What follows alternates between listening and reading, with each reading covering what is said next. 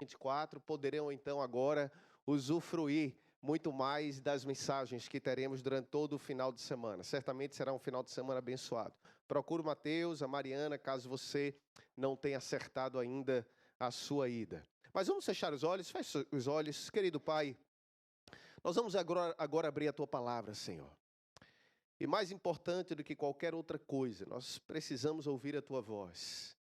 E pedimos que essa voz, Senhor, que nos fale, seja uma voz poderosa, uma voz contundente, seja uma voz impressiva, transformadora. E, acima de tudo, Pai, uma voz repleta do Teu poder e da graça do Senhor Jesus Cristo. Humildemente nos colocamos à Tua disposição e o fazemos em nome de Jesus. Abra sua palavra de Deus, no livro de 1 Crônicas, capítulo 13. 1 Crônicas, capítulo 13. Nós vamos ler alguns versos, tá? Então, tenta não desconcentrar da história para você entender um pouquinho. E a Bíblia diz o seguinte, que depois de consultar todos os seus oficiais, 1 Crônicas 13, depois de consultar todos os seus oficiais, os comandantes de 1000 e de 100, Davi disse a toda a Assembleia de Israel, se vocês estão de acordo e se esta é a vontade do Senhor, nosso Deus, enviemos uma mensagem a todos os irmãos no território de Israel e aos sacerdotes e aos levitas que estão com eles em suas cidades, para virem e unirem-se a nós. Vamos trazer de volta a arca do nosso Deus, pois não nos importamos com ela durante o reinado de Saul. E toda a Assembleia concordou, pois isso pareceu bom a todo o povo. Então Davi reuniu os israelitas, e o verso 7 continua dizendo que da casa de Abinadab levaram a arca de Deus num carroção novo, conduzido por Uzá e Aiô. Davi e todos os israelitas iam dançando, cantando com vigor diante de Deus, ao som de harpas, liras, tamborins, símbolos, cornetas. E quando chegaram à eira de Quidom, Uzá esticou o braço e segurou a arca, pois os bois tropeçaram. E a ira do Senhor acendeu-se contra Uzá, e ele o feriu por ter tocado na arca, e Uzá morreu ali mesmo diante de Deus. Davi ficou muito contrariado, porque o Senhor, em sua ira, havia fulminado Uzá. E até hoje aquele lugar é chamado Perez Uzá. Naquele dia, Davi teve medo de Deus, e se perguntou, como é que eu vou conseguir levar a arca do Senhor, a arca de Deus? Por isso desistiu de trazer a arca para a cidade de Davi, para Jerusalém. E em vez disso, levou-a para a casa de Obed-edom, de Gate. E a arca de Deus ficou ali, na casa de Obed-edom, por 3 meses. E o Senhor abençoou a sua família e tudo o que possuía. Essa história é uma história intrigante, confesso a vocês. Eu relutei bastante em preparar alguma coisa sobre ela. Ela é intrigante. Em primeiro lugar, porque Davi está fazendo o que Deus pede. Mas ele não está fazendo da maneira como Deus havia pedido. E as consequências desse seu aparente pequeno erro foram terríveis. E tanto é que Davi reconhece o erro que fez. E no capítulo 15, nós vamos ver depois, ele muda sua estratégia. Ele agora chama os sacerdotes para que conduzam a arca de Deus de maneira diferente como ele havia feito a primeira vez. O que me leva a pensar, por que alguns só aprendem na dor? Por que alguns só aprendem depois que a desgraça está feita, depois que já sofreu? Eu reconheço isso e confesso a vocês, de coração aberto, isso muito na minha própria vida. A maioria dos meus grandes aprendizados na vida aconteceram em meio à dor e ao sofrimento. Eu cresci muito mais como resultado das minhas dores do que como resultado das minhas alegrias, muito mais. Mas às vezes eu me pergunto, por que não fazer já o certo quando tudo está bem? Por que não ser fiel a Deus logo, enquanto você está sorrindo? Por que tem que passar pela dor? Por que tem que passar pelo sofrimento? Por que não fazer certo logo da primeira vez? Isso é feito casamento, não é? Por que não fazer certo da primeira vez? Eu conheço pessoas super felizes no segundo, no terceiro casamento. Mas por que não tentar acertar já no primeiro? Eu lembro, certa vez, assisti entrevista com um artista bem conhecido lá no Brasil. E esse artista, a pessoa que eu entrevistava, fez uma pergunta, porque ele já foi casado 8 vezes. E a entrevistadora perguntou o seguinte, por que seus casamentos deram errado? E ele disse, não, nenhum casamento meu deu errado. E ela disse, como assim? Não, todos deram certo enquanto duraram. É uma maneira interessante de ver as coisas, né? Todos deram certo enquanto duraram. E eu fiquei pensando comigo que o pior não é ter que casar 8 vezes, o pior é ter 8 sogras depois disso, né? Mas o indivíduo deu aquela entrevista e eu fiquei pensando o seguinte, por que não acertar da primeira vez? Davi era um homem segundo o coração de Deus, mas isso não o livrou de cometer erros. E quando eu olho para Davi, eu entendo o seguinte, que ninguém está livre de cair ou de errar. Não importa quanto tempo de igreja você tem, não importa o que você conheça da Bíblia, não importa, sabe, o que você já tenha feito ao longo da tua vida, ninguém está livre de cair ou errar. E sabe, eu tenho muito ciência disso. Porque mesmo como pastor, eu entendo que eu preciso da mesma graça que todos precisam. E talvez ainda de muito mais. Porque eu sei que Deus me tem dado mais privilégios. E eu sei que de mim será cobrado muito mais. E eu sei que o diabo tem como um alvo especial, sabe, a minha própria vida. Então eu tenho plena consciência de que eu preciso muito da graça de Deus. E nenhum de nós estamos livres de cair ou errar. Por isso, cuide para não perder o que você tem. E alguém pode perguntar, mas pastor, como é que eu faço para não perder o que eu tenho? Como é que eu faço para não cair dessa minha experiência espiritual? E é interessante porque Jesus, ele foi muito claro, ele foi muito simples. Jesus nos ensinou e ele disse, olha, basta cada dia o seu mal. Basta cada dia o seu mal.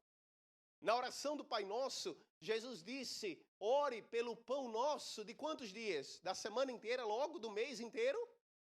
Pelo pão de cada dia. É interessante isso. O pão de cada dia. Jesus estava dizendo que você tem que focar no dia de hoje. Você tem que focar em cada dia como um novo dia. O que passou, passou, sabe? Não carregue as culpas do passado. Não tente antecipar também as ansiedades do futuro. Foque no dia de hoje. E no dia de hoje você precisa renovar a tua fé, a tua experiência com Deus, a tua confiança em Deus. A experiência de ontem, o que aprendemos durante a semana de oração, aquilo que passou no teu coração na semana de oração, foi ótimo. Mas aquilo passou. Serve como referência, como motivação. Mas você precisa renovar hoje tuas decisões, as tuas escolhas, porque aquele alimento já não alimenta mais. Sabe, eu gosto muito desse paralelo com a comida, né? Porque comida é assim, né? Todo dia você tem que o quê? Comer um pouquinho. Tem gente que quer comer tudo num dia só, não funciona, né? Não funciona. Eu não sei qual é o seu alimento preferido. Eu gosto muito de pizza. Muito, não é? Principalmente quando está com o queijo escorrendo pela borda, né? Eu sei que não deveria, mas... Eu fico muito feliz que aqui na Austrália não tem rodízio de pizza. É uma tentação a menos. Porque você vai num rodízio de pizza, sempre tem aquele colega que desafia você para ver quem come mais, né? E na desculpa de não perder a aposta, você perde o seu limite. Mas sabe, não adianta, você pode comer o que for. No dia de amanhã, você vai ter a mesma necessidade de buscar o alimento material. A cada dia, cuide com o que tem. Cada dia, conecte-se com Deus. Não confie no ontem. E sabe, essa história é interessante, essa história ela é clara, porque ela nos mostra que nós precisamos aprender o que significa caminhar com Deus. Porque como diz o título hoje, não está aqui o slide, né? O slide está aí, Paulo? Ou não? Receberam? Não recebeu? Não? Então deixa, sem problema. Eu pensei que o título estava aqui, eu não olhei para trás. Mas o título do sermão de hoje é o seguinte, não é? Boa intenção apenas não salva ninguém.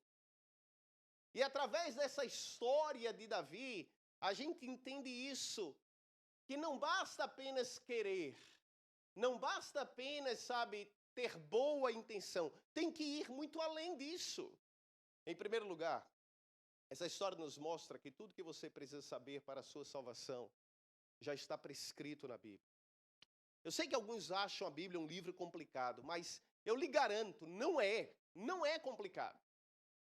Você precisa apenas se aproximar dele com um coração aberto e estudá-lo, sem trazer para a Bíblia uma agenda pessoal, ideias preconcebidas, sem tentar forçar no texto aquilo que você acredita que o texto deve dizer. O interessante quando a gente lê a Bíblia é que dá a impressão que Deus ele camuflou a verdade. Certa vez Jesus falou que ele falava em parábolas para que as pessoas ouvindo não entendessem, para que vendo elas não vissem. O que Jesus estava dizendo é que de alguma forma Deus camuflou um pouquinho a verdade, para que apenas aqueles que de fato buscam o crescimento espiritual possam compreendê-la. Mas a Bíblia é clara, irmãos. Se você se aproxima dela com o coração aberto, querendo aprender de Deus, aprender a caminhar com Ele, você vai entender. Deus vai tocar o teu coração, Deus vai se revelar a você. Não tem outro jeito. A Bíblia não tem catch, a Bíblia não tem, sabe, entre linhas, não tem letras miúdas. Deus, por exemplo, Ele explica a sua condição. Se você abrisse, por exemplo, a Bíblia em Efésios capítulo 2, Deus diz que a sua condição é que você está morto. Sabia disso? Você está morto. Você está caminhando, você trabalha, você se diverte, você curte a vida, você aparentemente, não é, está tudo ok. Mas segundo a Bíblia, Deus diz que todos nós estamos mortos em nossos delitos, em nossos pecados.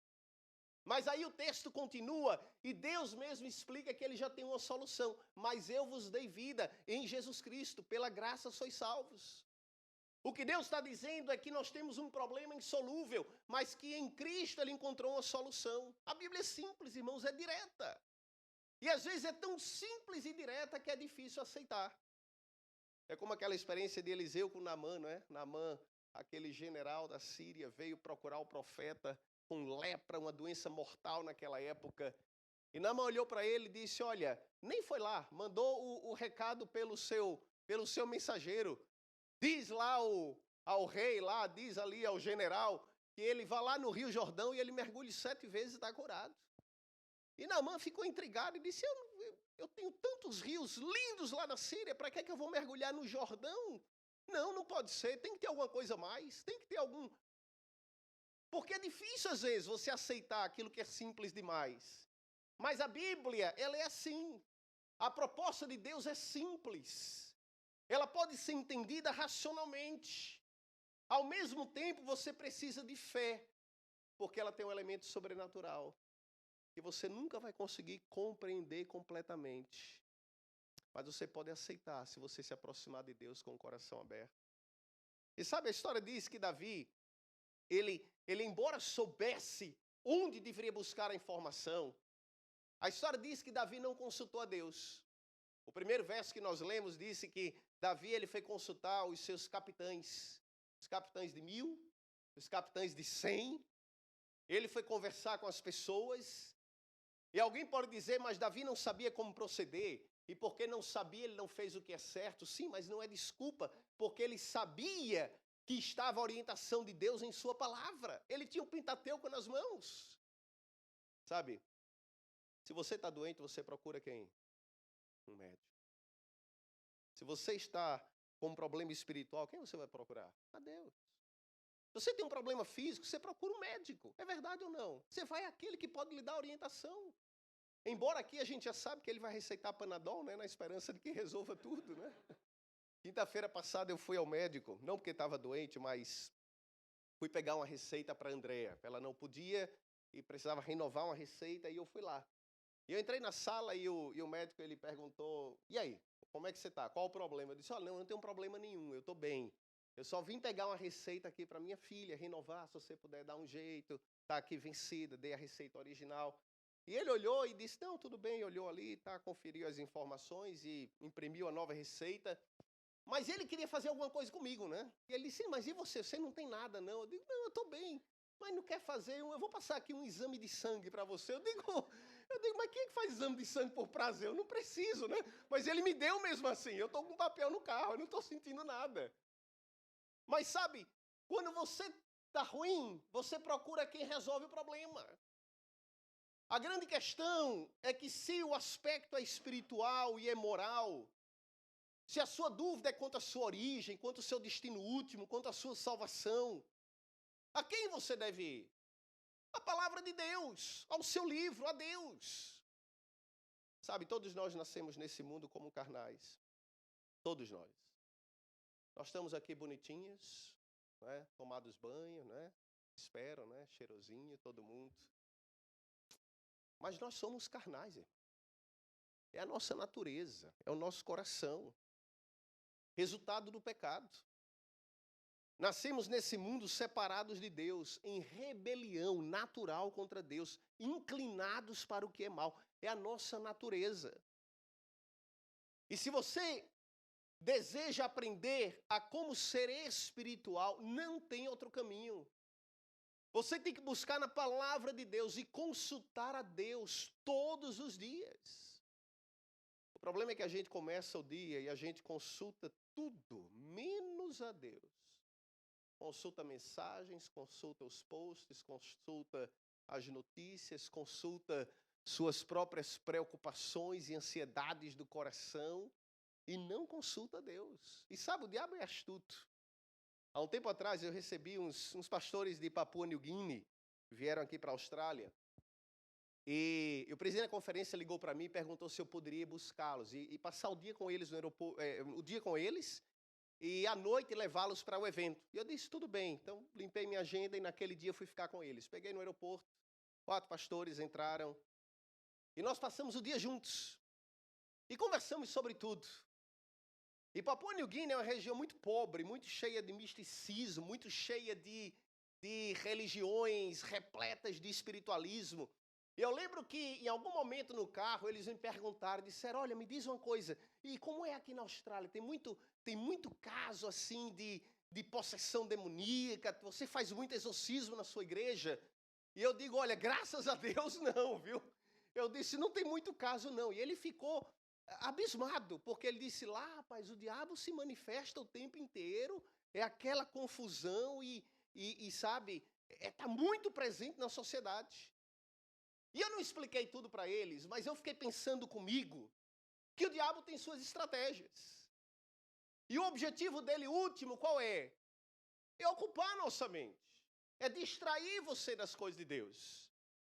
Em alguns lugares ele vai se manifestar de maneira visível, fisicamente.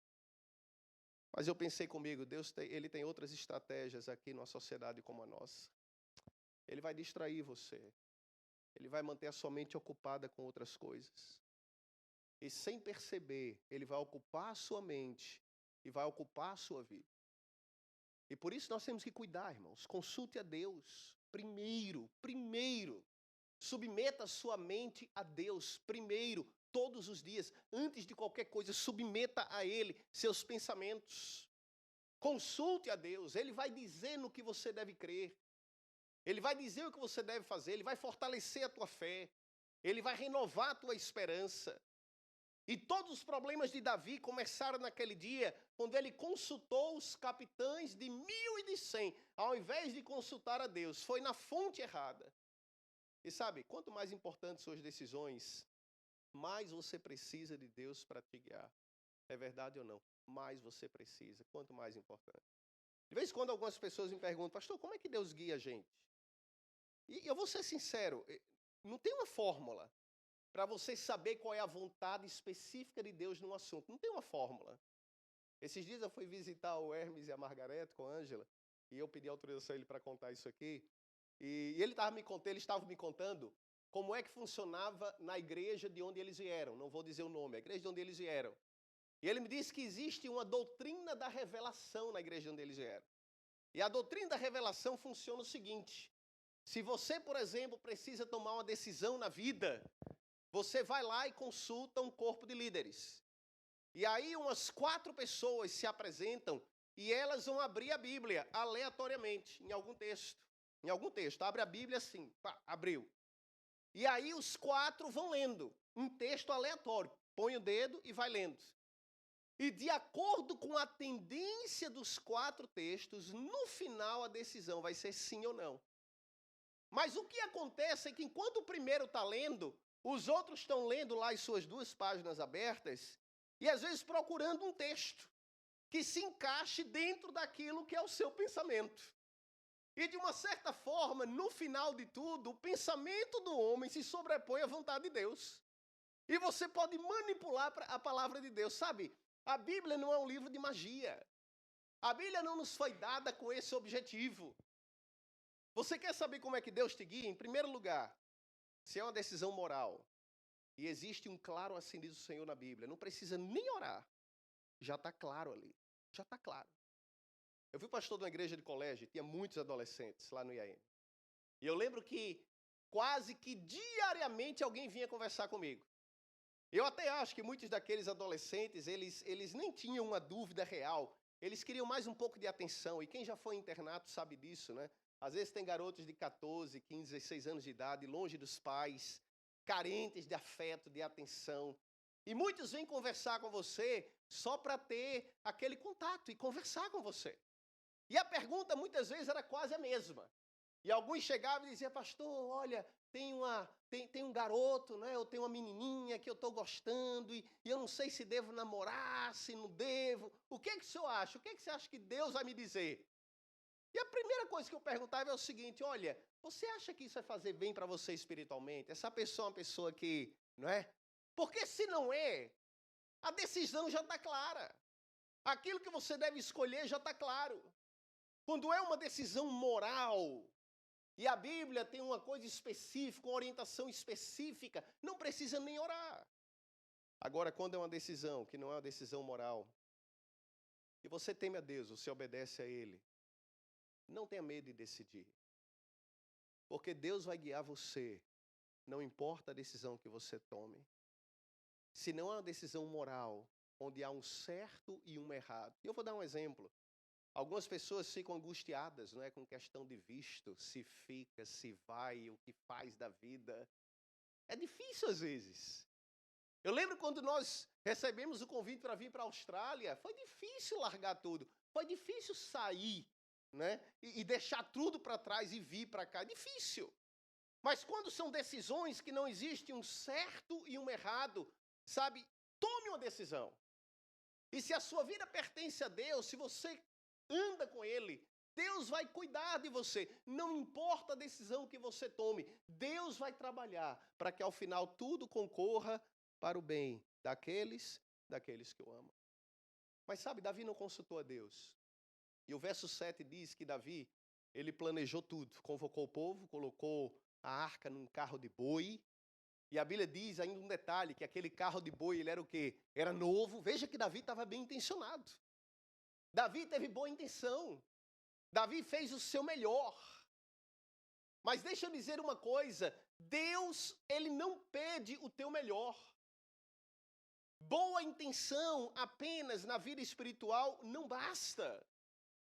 Tem até um ditado popular que diz o quê? Que de boa intenção o quê? O inferno está cheio de boa intenção. Deus não quer o seu melhor. Boa intenção não basta. Na realidade, é Ele quem nos oferece o seu melhor. Ele não quer o teu melhor. Ele ofereceu o seu melhor em Jesus. O que Ele pede de você é apenas que você creia nessa graça. E no momento em que você acreditar nessa graça e receber a salvação, que você o siga, que você o obedeça, que você obedeça a sua palavra, obedeça os seus mandamentos. João 14,15, Jesus disse, se me amais o quê? Guardareis meus mandamentos. Os mandamentos não são meus, não são da igreja, não são de Moisés, são dele, de Deus. É interessante que eu vejo isso de fazer o melhor, ou oferecer o melhor a Deus, como uma tendência de muitos cristãos. Principalmente no que diz respeito aos 10 mandamentos. E eu estou falando isso por 2 motivos principais. Em primeiro lugar, porque alguns querem ir além e querem criar mandamentos adicionais. É uma tendência do ser humano. E geralmente esses mandamentos adicionais que nós queremos criar, não é como se fosse um anexo, geralmente estão ligados à dieta, à música, à roupa, a costumes, a práticas. A gente cria um 11º, um 12º, um 13º. É como se alguns achassem que Deus esqueceu de algo. E a pessoa tem que incluir alguma coisa a mais, porque senão não vai funcionar. Eu lembro, por exemplo, na minha época de internato era interessante. Chegava o inverno em São Paulo, 6, 7 graus, porque na Serra, em Itapecerica, não é? O velho Iaê, em Itapecerica da Serra, não é? Que hoje está no interior, mas antigamente era na periferia de São Paulo. É mais frio do que na cidade. Então, na cidade estava 10 graus, Itapecerica estava 5, 6 graus. E eu lembro que era proibido, era caso de vida ou morte, as alunas irem para o refeitório comer e colocar uma calça jeans. E eu lembro daquelas pobrezinhas de saia, naquele inverno gelado, né? Caminhando ali para o refeitório. E aquilo era caso de vida ou morte. Passei anos sem voltar lá. Um dia eu voltei lá. E eu percebi que isso já não era mais uma regra. Todo mundo entrando no refeitório, ali as meninas de calça, sem problema nenhum. E eu dizia, mas como é que pode, né? Era caso de vida ou morte antes. E para mim é muito claro, porque não era uma ordem de Deus, mas era apenas uma regra humana. E tem o oposto também. Tem os que criam a mais, mas tem aqueles que querem subtrair algum. Esse é o outro risco. A pessoa desconsidera um, porque não concorda, porque acha inconveniente. Aí eu lembro de Tiago, porque Tiago diz no capítulo 2, que qualquer um que guardar toda a lei, mas tropeçar num só ponto, torna-se culpado de quantos? De todos. E sabe, agora eu fiquei preocupado. Porque eu não creio que nenhum de nós aqui tenhamos problemas com imagem, ou não crê no respeito ao nome de Deus, ou a questão do não matar. Nenhum de nós temos problema com isso. Mas e quando 2 e 3 estão reunidos, falando de uma terceira pessoa que está ausente naquele momento? Quando você tropeça num, você é culpado de todos. O mundo cristão tem muito problema com essa questão, muita dificuldade, principalmente com o 4º mandamento.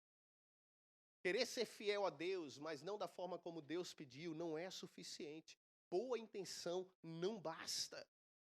Alguns querem oferecer o seu melhor, mas o nosso melhor não é suficiente. Você tem que dar a Deus o que Ele pediu. Querer ser fiel a Deus, mas não da maneira como Ele pediu, Deus não aceita essa consagração, essa dedicação. Eu converso com muitas pessoas e algumas às vezes me perguntam, mas por que não pode ser o domingo, ao invés do sábado? Se Jesus ressuscitou nesse dia. E por que não pode ser o princípio de um dia na semana? O importante é dedicar a Deus um dia, não importa qual. Por mais bonita que seja a ideia, não foi isso que Ele pediu. O que Deus pediu foi claro, lembra-te o dia de sábado para o santificar. 6 dias são para você, mas o 7º é meu, não toque nele. Boa intenção, oferecer o melhor, não é suficiente, não é isso que Deus pediu.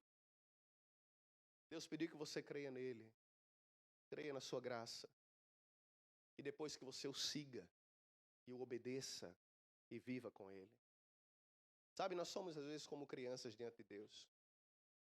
Achamos que conhecemos demais, mas eu pergunto a você, quem somos nós diante do Eterno? Às vezes eu paro para pensar e me colocar na devida perspectiva. Quem sou eu diante do Eterno? Quem é você na sua vida diante daquele que é eterno, daquele que tudo sabe, que tudo vê, que tudo conhece, que sempre foi, sempre é? Quem somos nós? Mas mesmo na nossa pequenez, nós queremos às vezes entender tudo. E você não vai conseguir entender tudo. Como fazem os pais que têm filhos pequenos? As minhas já não são mais pequenas, já estou esquecendo um pouco como é que eu fazia. Mas como é que os pais fazem quando têm filhos que são pequenos? Explicam tudo? Não. Eu lembro de vez em quando eu queria perturbar demais minha mãe para entender o porquê, e ela só dava aquela olhada e dizia, porque eu estou mandando. E ai de mim se falasse qualquer coisa além disso. Hoje, se minhas filhas, eu disser isso para elas, né? Olha, porque estou mandando, elas vão olhar, e, sabe, não sei se vai acontecer alguma coisa, é melhor nem arriscar, né? Mas sabe, Ele é Deus. Obedeça a Ele. Davi, naquele dia, ele fez o melhor, colocou um carro novo, sabe, preparou os instrumentos, mas Deus não tinha pedido nada daquilo para ele. A orientação de Deus era clara, e Davi teve boa intenção, fez o melhor, mas não era isso que Deus pediu. E depois que deu tudo errado, é interessante, porque depois que deu tudo errado naquele dia, e Uzá, que sabia que não deveria estar ali, que a arca era um objeto sagrado, representando o trono de Deus, colocou a mão na arca, sabendo que aquilo era proibido, que ali deveriam ser apenas sacerdotes. Depois que a tragédia aconteceu, diz a Bíblia que Davi ficou chateado com Deus. Agora ele ficou magoado, né? Desgostou-se de Deus, ficou com raiva, chateado. Eu acredito que no fundo, Davi estava com raiva de si mesmo. Ele estava chateado consigo mesmo. Porque ele sabia que o erro fora seu. A culpa foi sua. E eu vou dizer uma coisa a você nessa manhã. Muito cuidado. Para você não transferir responsabilidades suas para outros. Muito cuidado. Nós herdamos dos nossos pais muitas coisas, né? Muito além da aparência física. E só para falar de aparência física, é interessante quando nasce um bebê, né? Às vezes eu lembro que chegava alguém, às vezes, para visitar, quando as meninas nasceram, eram bebezinhas. Aí alguém dizia, nossa, é a cara da mãe, né? Aí você fica ali, a cara da mãe. Aí daqui a pouco, 10 minutos, chega outro e diz, nossa, é a cópia do pai, né? O povo vê o que quer, né? Interessante.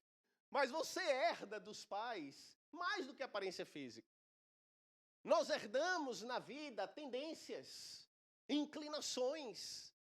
Herdamos, às vezes, traços de personalidade. Mas eu quero que você entenda uma coisa, embora muito do que você é seja resultado das suas heranças, resultado das suas experiências na infância, não culpe os outros por aquilo que você é. Não culpe. Não culpe seus pais, não culpe seus professores, não culpe o seu chefe, não culpe sua esposa, o seu marido. Deus te dá liberdade para você escolher ser aquilo que você quiser ser, pelo poder dele em Jesus Cristo. Ele te dá essa liberdade. É uma escolha sua. A gente cai muito nessa tentação de culpar os outros e às vezes de culpar o próprio Deus. Quando chega a dor e o sofrimento, a tentação imediata é olhar para o alto e perguntar, Senhor, por quê? Por quê? É a tentação imediata. E por isso eu gosto de Paulo em Romanos capítulo 8, porque Paulo em Romanos capítulo 8, a partir do verso 28 por aí, Paulo ele diz que se Deus é por nós, quem será contra nós? E Paulo entendia que não importava o que acontecesse a ele na sua vida, fome, espada, nudez, naufrágio, sabe, apedrejamento, não importa. Porque nada poderá me separar, nada poderá te separar do amor de Deus que está em Cristo Jesus. Então não culpe a Deus. Davi culpou a Deus, mas na realidade ele era o culpado. Porque ele havia feito escolhas erradas em sua vida e estava agora pagando o preço por aquelas suas escolhas. Mas como todo ser humano, ele culpou a Deus. Alguns culpam os pais, alguns culpam sei lá quem. Mas olhe para você. E perceba que Deus te dá liberdade plena em Jesus hoje, para você escolher ser aquilo que você quiser ser. A história diz que depois disso, Davi temeu a Deus. Ele ficou com medo de Deus. Ele ficou com tanto medo que ele desistiu a princípio de levar a arca de volta para Jerusalém. E a Bíblia diz que Davi, é como se ele entendesse, ele tivesse entendido que Deus não apenas é um Deus de misericórdia, mas ele entendeu agora que Deus é santo. Ele teve uma percepção de que Deus é santo. E ele levou a arca para a casa de Obed-edom.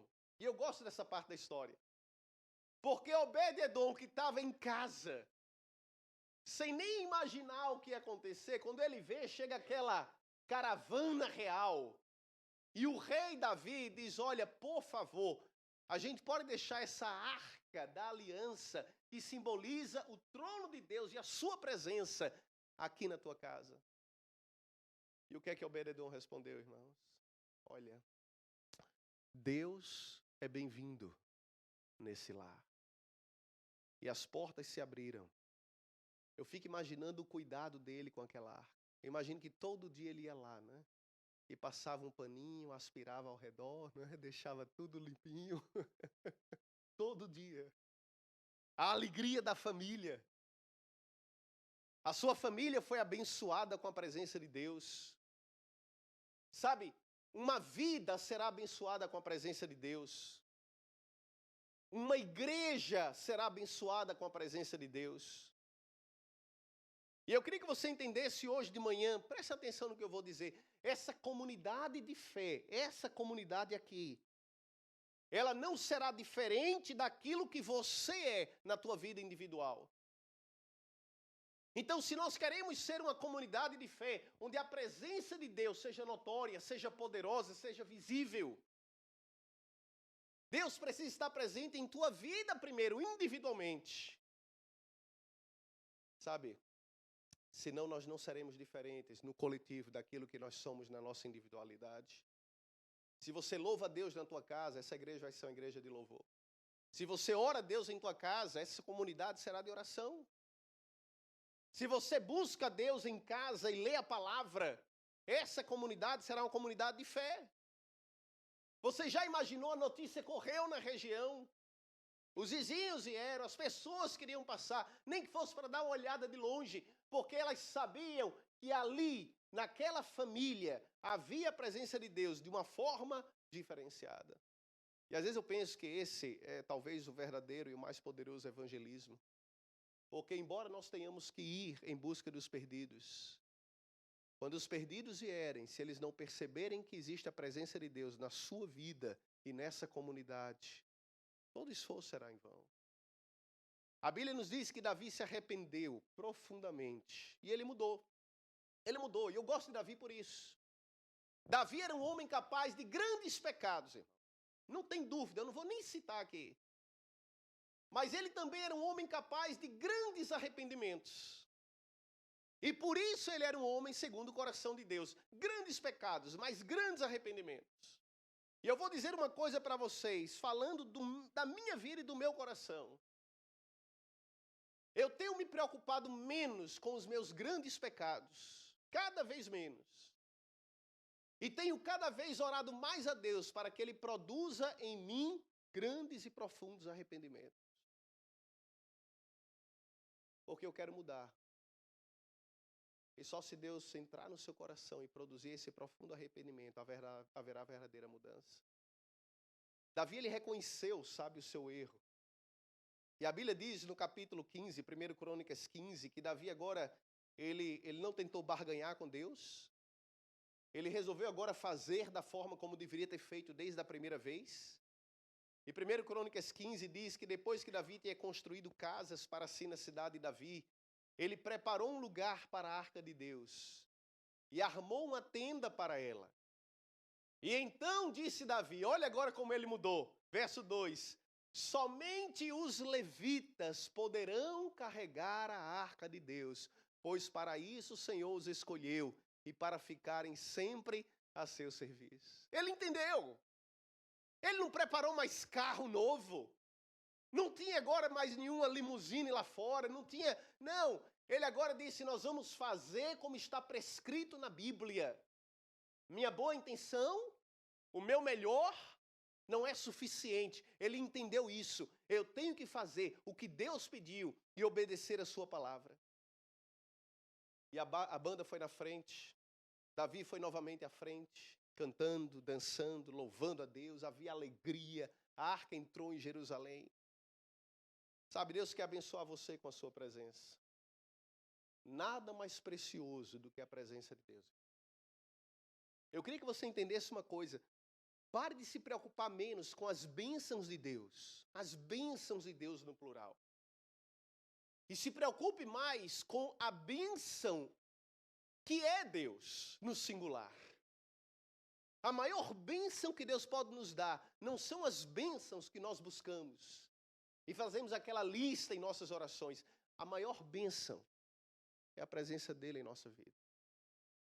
Porque aquele que tem Deus na vida, irmão, já tem tudo. Pode até faltar alguma coisa, mas o Senhor lhe será suficiente. Pode até tropeçar, mas não ficará caído. Deus o levantará. Pode até ter dores e sofrimentos na vida, mas o Espírito do Senhor o consolará e o confortará e dará esperança na vida. A bênção do Senhor. Mas para que isso aconteça, lembre-se, não basta ter boa intenção. Não basta. Não basta oferecer o seu melhor. Deus não quer isso. Mas Ele quer que você venha a Ele hoje, do jeito que você está. Que você se submeta a Ele.